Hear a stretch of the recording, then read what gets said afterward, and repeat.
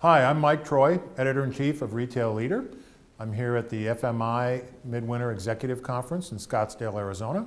I'm joined by Mark Baum, Senior VP of Industry Relations, and we're going to talk about the digitally engaged shopper. You guys presented some amazing data yesterday during a panel presentation with some of your partners that were involved, Nielsen.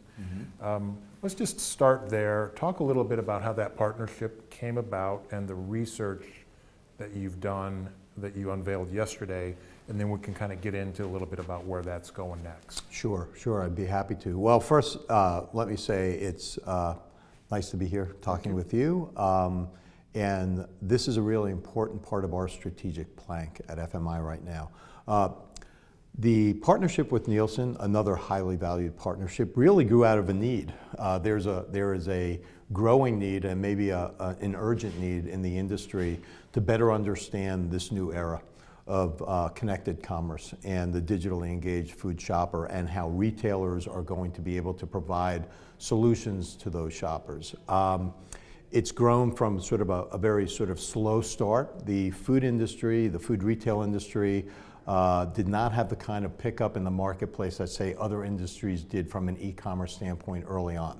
If you look at industries like banking and consumer electronics, they are more commoditized, and so it was easier if you're in office supplies and you're buying a stapler. A stapler in Portland, Maine is the same product as it is in Portland, Oregon. Food and beverage is different, right? It's tactile, it's sensory. It's also a more physical experience traditionally. So I think it's taken some time for the food retailing industry to see the kind of same type of trends that you've seen in other industries. That said, now that the trend is established, it's starting to accelerate exponentially. And our members have been coming to us looking for frameworks and methodologies and tools and ways to better understand the landscape so they can prepare themselves strategically, organizationally, operationally, culturally, and otherwise to really embrace this trend, because we know it's going to create disruption and discontinuity, but it will also create great opportunity for those companies who really understand it, shape it, and harness it. So in talking to Nielsen, they're obviously a syndicated data provider and a value-added service provider. They've got deep reach into consumer households. They've got a ton of analytic tools, and together in working with them, we came up with a multi-year plan to arm food retailers and their trading partners and to get on this journey together. So just to the last point of your question, the consumer research, which is really the first phase of the work we're doing together, has been eye-opening. Yes, the panel yesterday was eye-opening. That was a big number you guys threw out there. Talk about that a little bit. The 100 billion? Yes. Yeah. So I mean, we're seeing today about 23% of shoppers are doing some of their shopping online, food shopping online to one degree or another. We think over the next 10 years that number is going to go to 70%, and it's going to represent about $100 billion in sales.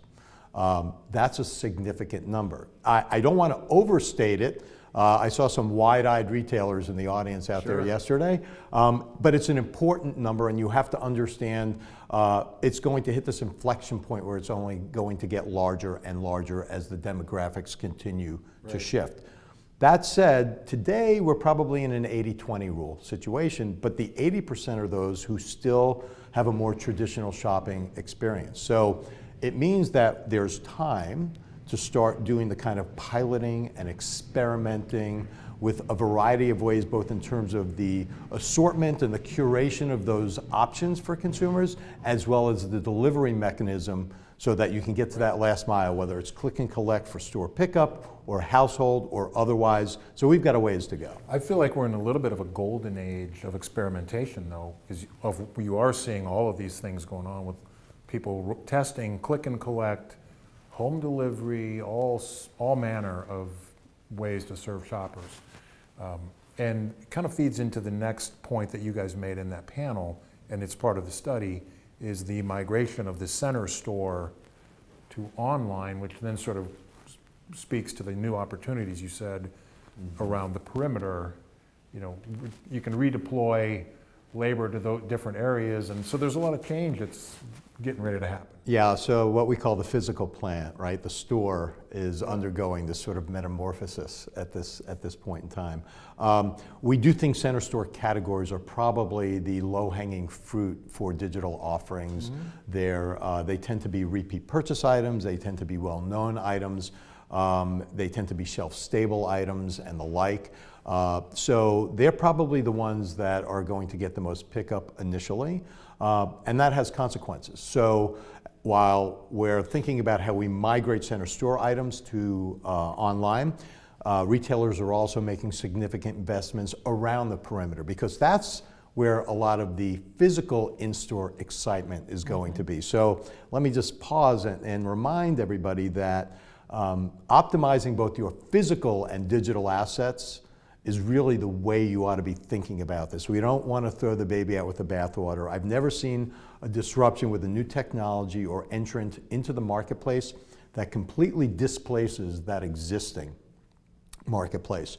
So if you think about how to optimize in-store and make investments in fresh foods, and that's all those categories around meat and seafood and produce and deli, and all the way up to fresh prepared, full-blown in-store restaurant operations, that creates an experience. And that experience cannot be replicated online. So that actually is attractive to consumers to come in, and they want those experiences, while at the same time, they want those more commodity-like items to be delivered to them on a very cost-effective and efficient basis. They may not even want to think about it. They may want to do it on a subscription basis. And right now, we're in this golden age of experimentation, trying to figure out what is the best model. Is it site to store? Is it a subscription with an automatic renewal? Can I get the economics to make home delivery feasible? Are consumers willing to pay a premium for that convenience or those services? A lot of questions to be sorted out, and it speaks to the research you're doing, which sounds like it's designed to provide this roadmap for people going forward. Yeah, so I talked about phase one, which was the consumer research and what we see happening now from a consumer standpoint and what their wants and needs are. It's a look at the competitive landscape and what companies need to do to prepare themselves. Year two is all about tools. It's all about building the frameworks and the methodologies and the maturity model that manufacturers and retailers can work on together to better collaborate in the space.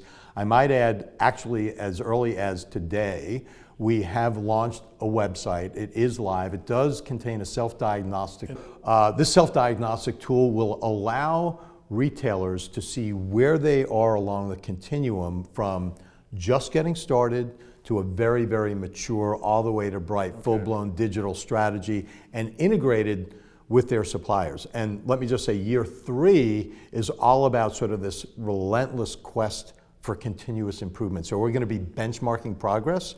We're going to measure how the industry is doing, along with the changes in the consumer mindset, because that will evolve as well. And maybe updating that $100 billion figure along the way, as we get more visibility into how things are going. I don't like to look into the crystal ball. You wind up eating a lot of glass, but I will say, typically, those kinds of estimates wind up being conservative because you get this flywheel effect. Yes. And as things begin to accelerate, it is very conceivable that $100 billion number could be far less than what we actually see by 2025. All right, great insights. We'll look forward to tracking the progress and seeing how this all comes together in the next few years. Thanks, Great, Mark. Mike, I appreciate it. Thanks for having me. Thanks. You bet. See ya.